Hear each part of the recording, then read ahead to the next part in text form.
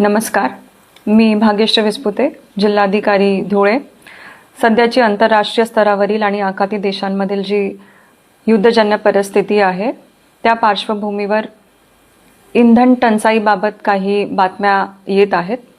धुळे जिल्ह्यात इंधन टंचाई नाही. धुळे जिल्ह्यात 140 पेट्रोल पंप आहेत आणि तिघ तेल कंपन्यांकडून मुबलक साठा नियमितपणे पुरवठा करण्यात येत आहे. तरी नागरिकांनी कुठल्याही प्रकारच्या अफवांवर विश्वास ठेवू नये. पेट्रोल पंपांवर जी गर्दी करण्यात येत आहे ती करू नये. जर ह्या परिस्थितीचा फायदा घेऊन कुठलेही गैरप्रकार किंवा अनधिकृत साठा कुणी करत असेल किंवा जीवनावश्यक वस्तू कायद्याचं उल्लंघन करत असेल तशा एजन्सीजवर किंवा तशा लोकांवर कठोर कार्यवाही करण्यात येईल.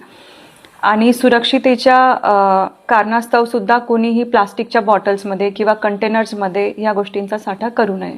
तरी मी सगळ्या नागरिकांना आव्हान करते की कुठल्याही अफवांना बळी पडू नये. जी अधिकृत माहिती शासनाकडून किंवा प्रशासनाकडून तुम्हाला देण्यात येत आहे त्याच्यावर विश्वास ठेवावा आणि प्रशासनाला मदत करावी. धन्यवाद.